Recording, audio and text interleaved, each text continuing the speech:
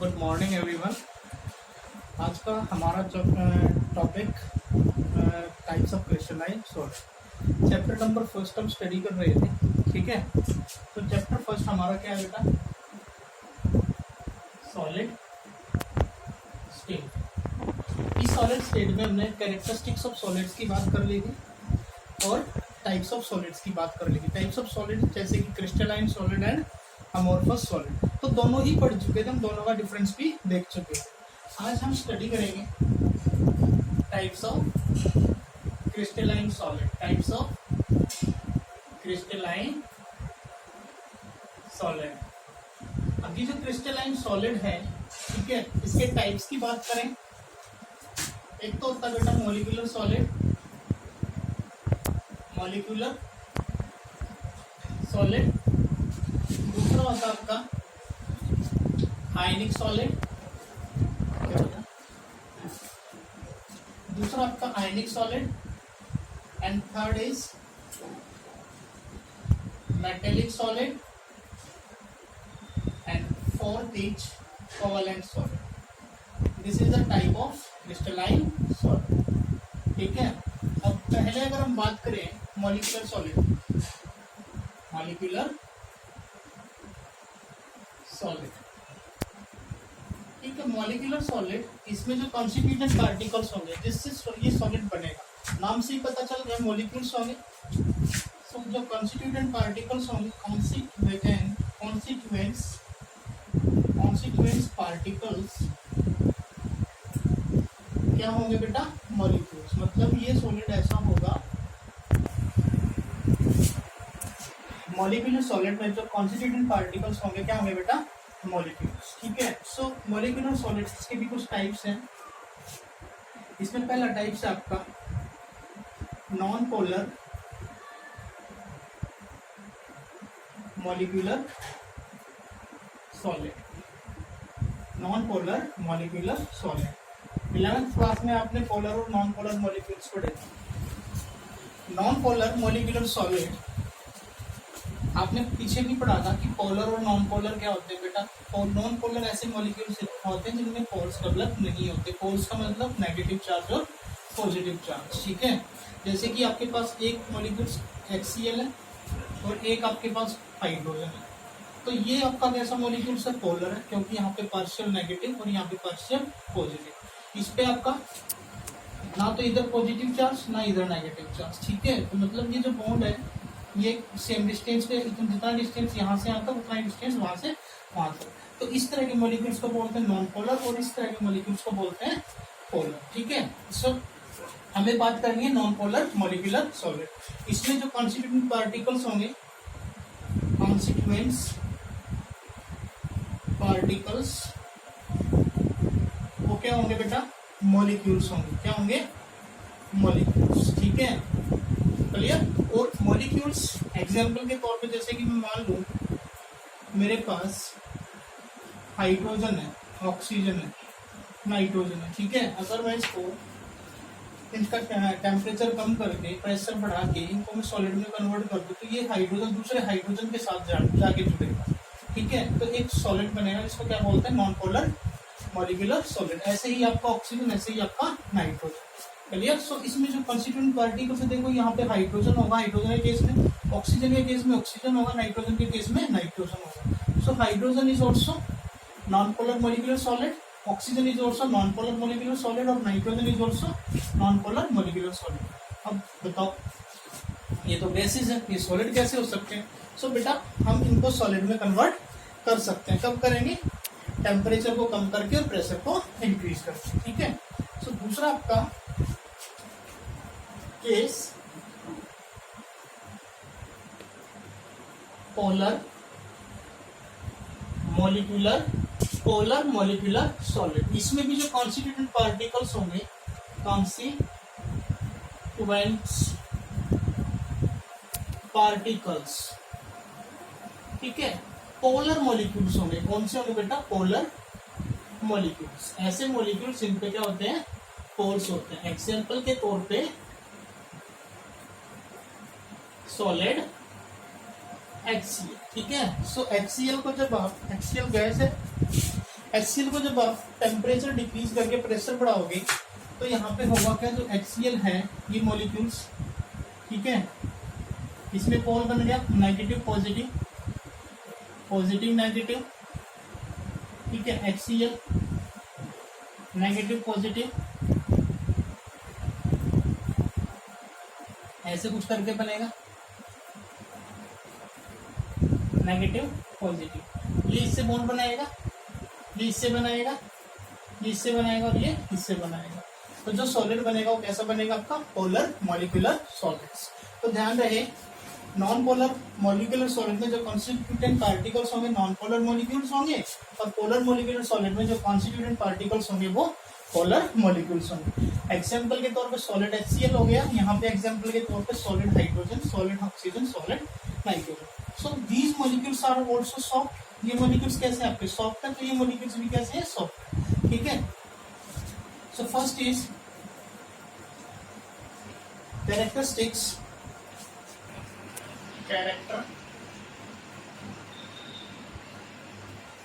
of non-polar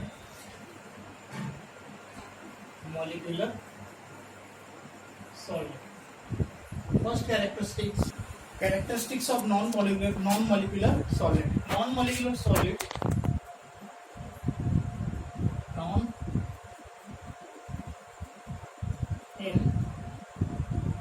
non-molecular solid molecules are held together by weak dispersion force that is called London force. देखो बेटा, जो non molecular solids होते हैं, non polar molecular solids, non polar molecular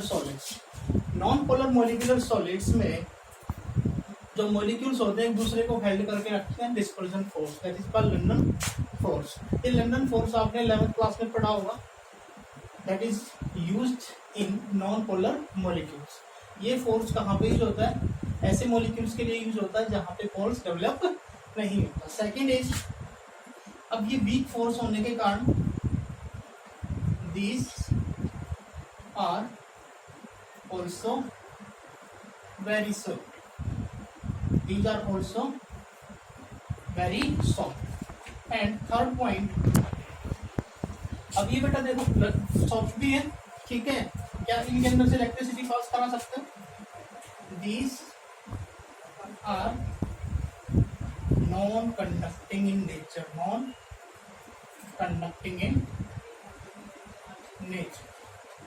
ये characteristics हो गई non polar molecular solids, ठीक है। अब बात करें polar molecular solids, characteristics of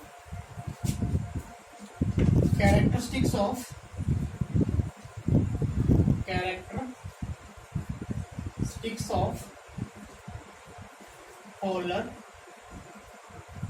molecular solid. देखो बेटा, ये पोलर मॉलिक्यूलर सॉलिड्स है, तो यहाँ पे देखो ये डाइपोल्स क्रिएट हो रहा है, यहाँ भी डाइपोल्स क्रिएट हो रहा है, ठीक है, यहाँ भी डाइपोल्स। तो ये मॉलिक्यूल्स और ये मॉलिक्यूल्स कौन से फोर्स से होल्ड है, dipole force. So first is in polar molecular solid, in polar molecular solid molecules are held together by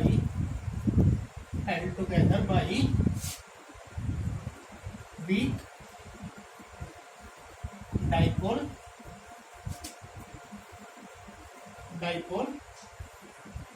force, ठीक है। ये भी किस कौन से फोर्स से होल्ड करके रखते हैं एक दूसरे को, डाइपोल फोर्स। डाइपोल, ये दो डाइपोल पोल क्रिएट हो गए ना, पॉजिटिव और negative, clear. So second point,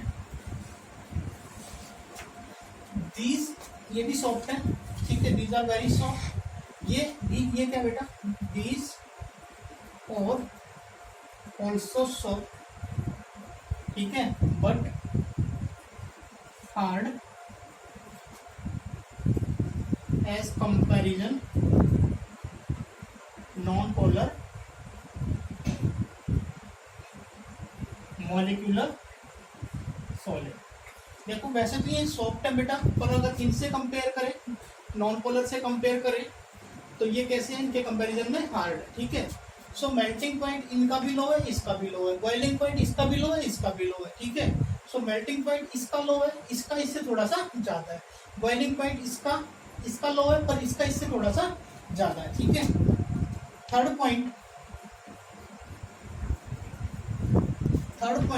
these are also non-conducting in nature.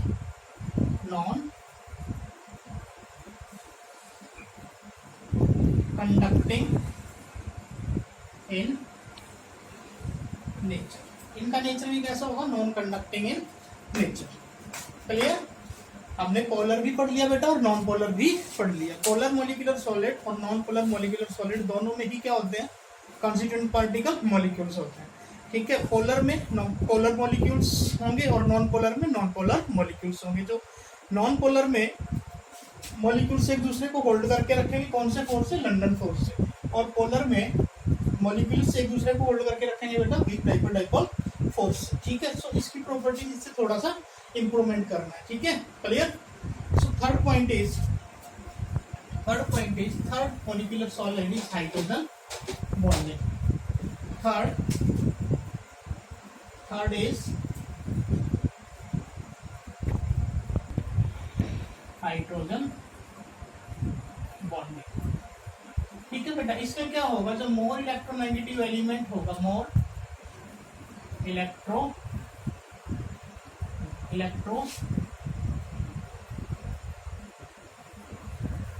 Negative element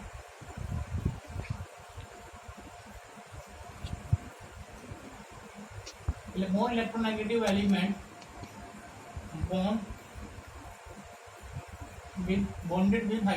bonded with hydrogen atom, जैसे कि फ्लोरीन की इलेक्ट्रोनेगेटिविटी 4.0, ऑक्सीजन की 3.5 और नाइट्रोजन की 3.0। तो सबसे ज्यादा इलेक्ट्रोनेगेटिव एलिमेंट फ्लोरीन, उसके बाद ऑक्सीजन, फिर नाइट्रोजन, ठीक है।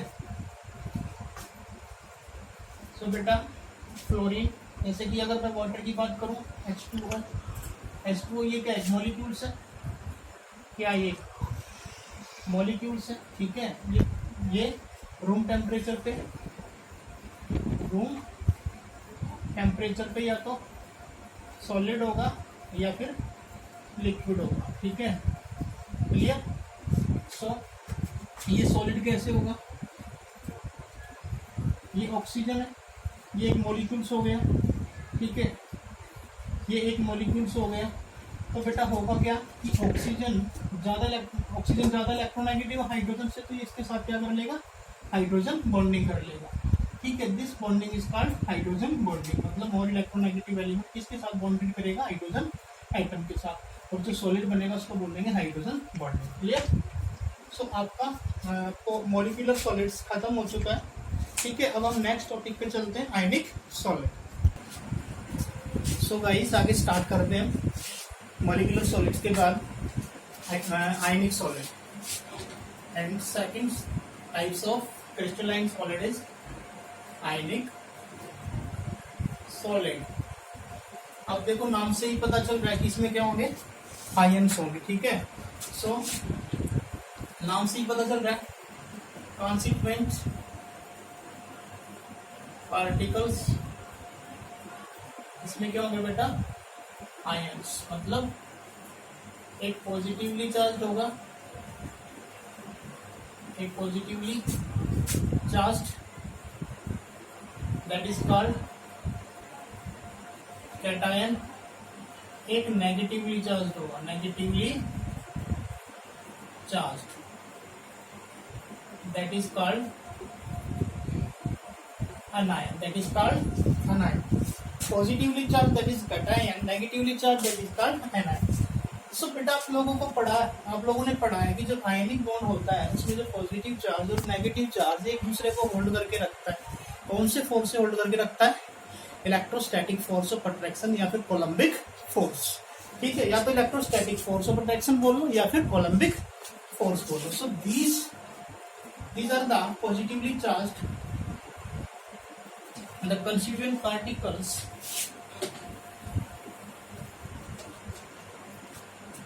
ये तो बता दिया कंस्टिट्यूएंट पार्टिकल्स क्या होंगे बेटा, आयंस होंगे। ठीक है, तो positively charged cation and negatively charged anion are arranged in a regular manner. एक रेगुलर मैनर में अरेंज होंगे, पढ़ाया था मैंने। ठीक है, with the help of electrostatic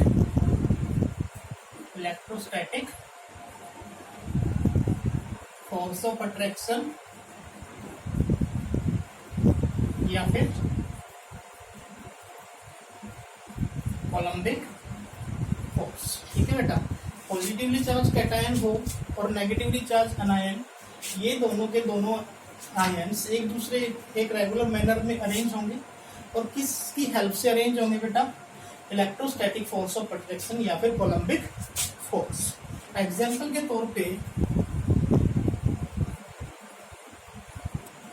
NaCl, ठीक है, Na पे प्लस चार्ज और Cl पे माइनस चार्ज, और ये जो फोर्स ऑफ अट्रैक्शन होगा इनके बीच का वो कौन सा होगा? Electrostatic force of attraction. अब बेटा इसकी कुछ कैरेक्टरिस्टिक्स की बात करें। कैरेक्टरिस्टिक्स की बात करें, कैरेक्टरिस्टिक्स पे जाओ, आप देखो कि जो आयनिक सॉलिड्स होते हैं आर वेरी हार्ड, सबको पता है आयनिक solids are very hard, ये तो पढ़ा आप लोगों ने। दूसरी बात, electrostatic force of attraction is very strong force, that is electrostatic force of attraction are very strong. और इस फोर्स, ये फोर्स स्ट्रॉन्ग होने के कारण इनका जो मेल्टिंग पॉइंट होगा, that is melting point and boiling point is very high. मतलब इनका मेल्टिंग पॉइंट भी हाई होगा और इनका बॉइलिंग पॉइंट भी हाई होगा। ठीक है, सो बेटा समझ, दोबारा देख लो, जो आयनिक सॉलिड्स हैं उनमें जो कॉन्स्टिट्यूटेड पार्टिकल्स है वो आयंस हैं। आयंस मतलब कैटायन और एनायंस होंगे। कैटायंस और एनायंस एक रेगुलर मैनर में अरेंज होंगे with the help of electrostatic force of attraction. ठीक है, that is called electrostatic force of attraction या फिर कोलम्बिक फोर्स, जैसे कि NaCl हो गया। सो इसकी कैरेक्टरिस्टिक्स की बात करें, आयनिक सॉलिड आप लोगों को सबको पता है वेरी हार्ड, और इलेक्ट्रोस्टैटिक फोर्स ऑफ अट्रैक्शन सबका स्ट्रॉन्ग होने से मेल्टिंग पॉइंट भी हाई और बॉइलिंग पॉइंट भी हाई, और इसी से आप बोल सकते हैं आयनिक सॉलिड आपके आर वेरी हार्ड। ठीक है, स्ट्रॉन्ग होते हैं। क्लियर? सो बेटा अगर मैं इसका 2D स्ट्रक्चर बनाऊं NaCl का, तो कैसे बनेगा? Na plus Cl minus, Na plus and Cl minus. यहाँ पे क्या आएगा? Cl minus Na plus Cl minus Na plus. ठीक है, this is the 2D structure. 2D structure, 3D structure बनेगा, इसका अलग बनेगा, वो मैं सिखाऊंगा। ठीक है, सो इसकी कैरेक्टरिस्टिक्स की अगर बात करें, कई बार क्वेश्चन पूछा जाता है कि ionic solid are good conductor और बैड कंडक्टर। सो अगर हम तीसरा पॉइंट देखें, ionic solid are poor conductor of electricity, poor conductor of electricity. देखो बेटा, ionic solid are poor conductor of electricity. अब आप लोगों को पता है जो इलेक्ट्रिसिटी पास होती है, ठीक है, अगर हम मेटल की बात करें, मेटल्स की बात करें तो due to free electron, due to free electron, ठीक है, ड्यू टू फ्री इलेक्ट्रॉन। अगर मेटल की बात करें तो किसके कारण होती है, ड्यू टू फ्री इलेक्ट्रॉन के कारण। अगर हम बेटा किसी सॉलिड की बात करें या आयनिक सॉलिड की, आयनिक सॉलिड या आयन वाले कोई भी चीज ले लो, ठीक है, आयनिक सॉलिड नहीं कोई सॉल्यूशन ले लो, ठीक है, electrolyte solution, electrolyte solution. Electrolyte solution में से जो इलेक्ट्रिसिटी पास होती है वो due to movement of free ions, due to movement of free ions.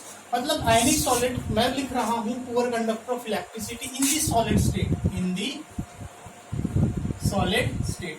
अगर मेरा आयनिक सॉलिड स्टेट में है तो वो इलेक्ट्रिसिटी को कंडक्ट नहीं करेगा। देखो बेटा, मैंने लिखवा दिया इलेक्ट्रोलाइट सॉल्यूशन। ऐसे सॉल्यूशन होते हैं जिनमें आयंस मूवमेंट करते हैं और आयन मूवमेंट करने से इलेक्ट्रिसिटी पास होती है। और मेटल के अंदर से इलेक्ट्रिसिटी पास किसके कारण होती है, फ्री इलेक्ट्रॉन्स के कारण। सो आयनिक सॉलिड जब सॉलिड स्टेट में होगा, आयनिक solid in the solid state, ठीक है, तो इसके अंदर आयंस प्रेजेंट नहीं होंगे, आयंस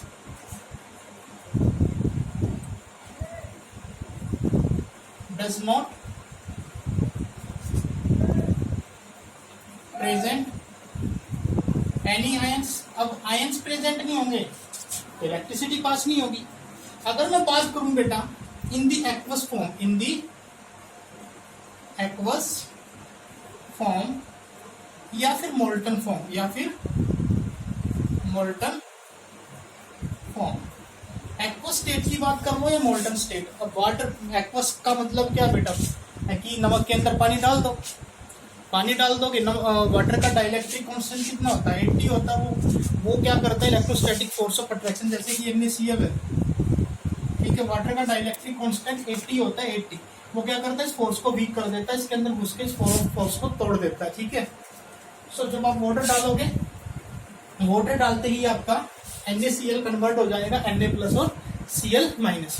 सो वाटर और मोल्टन स्टेट की बात करें, इन दी एक्वस फॉर्म में भी आयंस प्रेजेंट है और मोल्टन स्टेट में भी आयंस प्रेजेंट है, ठीक है। सो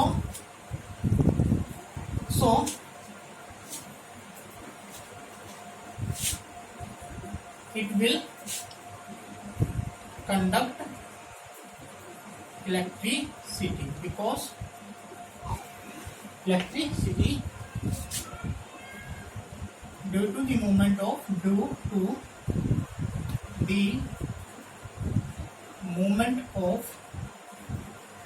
free ions, देखो बेटा, अभी मैंने बता दिया जो सॉलिड स्टेट में अगर कोई आयनिक सॉलिड स्टेट में है तो उसके पास आयंस नहीं होंगे तो इलेक्ट्रिसिटी को कंडक्ट नहीं करेगा, ठीक है। अगर कोई आपका आयनिक सॉलिड एक्वस फॉर्म में, मतलब सॉल्यूशन फॉर्म में हो या फिर मोल्टन फॉर्म में हो, तो वो उसके अंदर आयंस प्रेजेंट होंगे, आयंस मूव करेंगे तो वो सॉल्यूशन इलेक्ट्रिसिटी को कंडक्ट करेगा। That is the characteristics of ionic solid. अब बताओ कोई डाउट, मॉलिक्यूलर सॉलिड और आयनिक सॉलिड में कोई डाउट? चले आगे, ओके।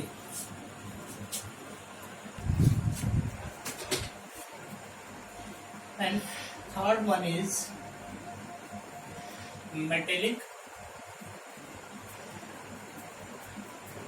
solid।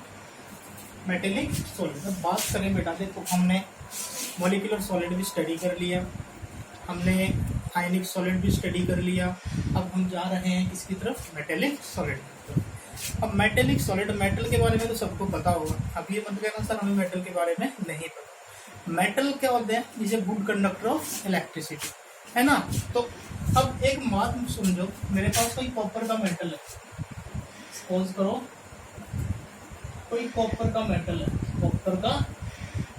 है, ये कॉपर की प्लेट है। अब इसमें ये बताओ, सब इस कॉपर के मेटल में जो एटम्स होंगे सब कॉपर के ही तो होंगे, या किसी दूसरे एटम दूसरे एलिमेंट के भी प्रेजेंट होंगे। ये सारे एटम किसके हैं इस प्लेट में? कॉपर के। अगर आयरन का लोगे तो आयरन के होंगे, ठीक है। एल्यूमिनियम का लोगे तो एल्यूमिनियम के होंगे। क्लियर? ये तो अब एक बात तो समझ आ रही है, इसमें जो कॉन्स्टिट्यूएंट पार्टिकल्स है, कॉन्स्टिट्यूएंट पार्टिकल्स है, इसमें जो कॉन्स्टिट्यूएंट पार्टिकल्स है वो क्या है? एटम्स है। वो क्या है? एटम्स है, ठीक है। वो क्या है? एटम्स। सो बेटा अब ये मेटल मेरी प्लेट है, ये मेटल की प्लेट है और इसमें कॉन्स्टिट्यूएंट पार्टिकल एटम्स है, ठीक है। अब ये एटम और ये एटम, ये सारे एटम एक दूसरे को होल्ड करके रखे हुए, तो ये मेटल, ये एटम और ये एटम एक दूसरे को होल्ड करेगा कौन से फोर्स से? मेटेलिक बॉन्ड से, ठीक है। So these atoms are held together by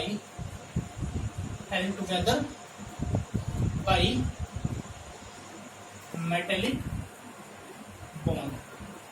कौन से बॉन्ड से? मेटेलिक बॉन्ड से। सो मेटेलिक बॉन्ड भी आपका इलेक्ट्रोस्टैटिक फोर्स ऑफ अट्रैक्शन की तरह ही स्ट्रॉन्ग होता है, ठीक है।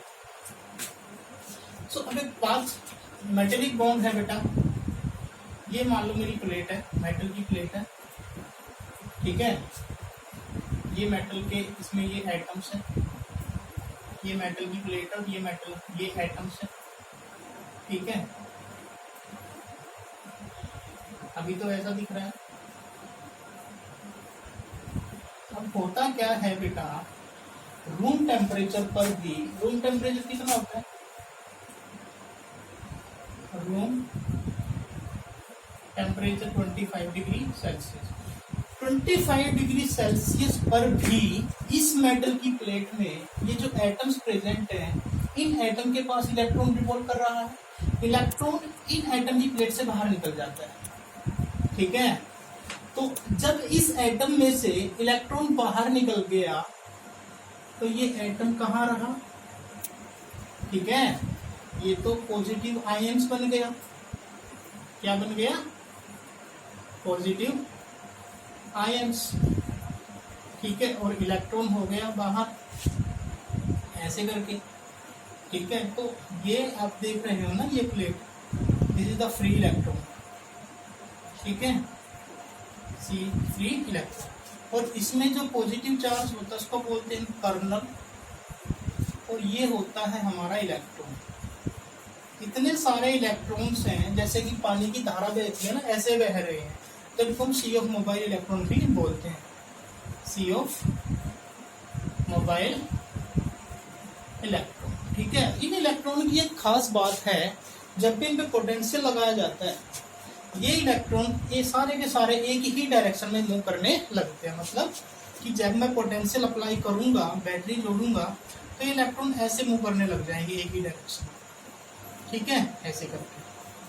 तो ये इलेक्ट्रॉन क्या करते हैं, चार्ज को एक जगह से दूसरी जगह ले जाने का काम करते हैं, जिससे मेटल के अंदर से इलेक्ट्रिसिटी पास होती है। सो हम बोल सकते हैं कि जितने भी मेटल्स हैं, metals are good conductor of electricity, कि मेटल के अंदर से इलेक्ट्रिसिटी पास हो सकती है। किसके कारण होती है? ड्यू टू फ्री इलेक्ट्रॉन्स, ठीक है, ड्यू टू फ्री इलेक्ट्रॉन्स। तो बेटा एक बात और ध्यान से सुन लो, टेम्परेचर बढ़ाने से अगर हम टेम्परेचर को बढ़ाते हैं, टेम्परेचर इंक्रीज करते हैं, ठीक है, तो इस मेटल के अंदर की जो कंडक्टिविटी है, कंडक्टिविटी वो डिक्रीज होगी। वो कैसे होगी? क्योंकि इलेक्ट्रॉन तो जा रहे हैं एक डायरेक्शन में, पॉजिटिव चार्ज भी मूव करेगा, पर पॉजिटिव चार्ज की जो स्पीड होती है ना इलेक्ट्रॉन के कंपैरिजन में, बहुत ही कम होती है, ठीक है। पॉजिटिव तो मोटा हो गया, वो ऐसे चलेगा आराम से, और इलेक्ट्रॉन दौड़ेगा बिल्कुल स्पीड से। सो बेटा अगर हम टेम्परेचर बढ़ा दें तो ये पॉजिटिव आयन भी मूव करने लगता है, ये पॉजिटिव चार्ज भी मूव करने लगता है, इसकी स्पीड इंक्रीज होती है, मतलब इसकी काइनेटिक एनर्जी बढ़ जाती है। टेम्परेचर बढ़ाने से kinetic energy of positive ions बढ़ेगी, और उनकी एनर्जी बढ़ने से होगा क्या कि जो इलेक्ट्रॉन के रास्ते में जाना स्टार्ट कर देंगे, और जब इलेक्ट्रॉन के रास्ते में जाएंगे तो इससे रेजिस्टेंस बढ़ जाएगा। रेजिस्टेंस बढ़ने से कण का बेटा मेटेलिक सॉलिड।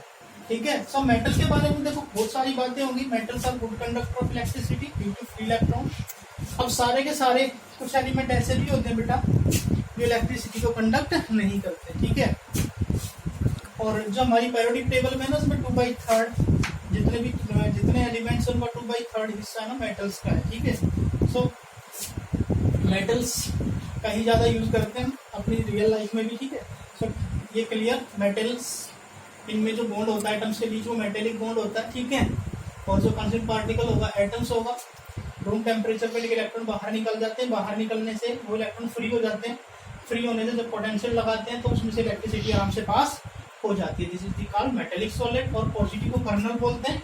और जो आपकी ये सी ऑफ ये जो स्ट्रीम है, ठीक है, ये जो धारा है इसमें इतने सारे इलेक्ट्रॉन्स हैं तो जिससे ये पानी की तरफ मूव करते हैं, जिससे इनको नाम दे देते हैं सी कंपाइल इलेक्ट्रॉन। कोवेलेंट सॉलिड और type is crystalline solid, covalent solid. ऊपर रखिए बेटा, कोवेलेंट सॉलिड। अब देखो बेटा इसमें भी जो कॉन्स्टिट्यूटेंट पार्टिकल्स होंगे, कॉन्स्टिट्यूएंट्स पार्टिकल्स, इसमें जो कॉन्स्टिट्यूएंट पार्टिकल्स होंगे वो भी एटम्स होंगे। बट ये एटम्स जनरली बिलोंग करेंगे, generally belongs to non matter. मतलब कोवेलेंट सॉलिड ऐसे सॉलिड होंगे जिनमें जो कॉन्स्टिट्यूएंट पार्टिकल्स होगा वो एटम्स होगा, और वो एटम जनरली किसका होगा, नॉन मेटल का होगा। ठीक है, इस तरह के सॉलिड को हम क्या बोलते हैं, कोवेलेंट सॉलिड। और ये जो एटम्स हैं, these atoms are linked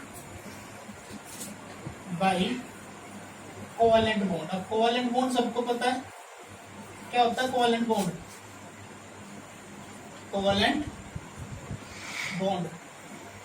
mutual sharing of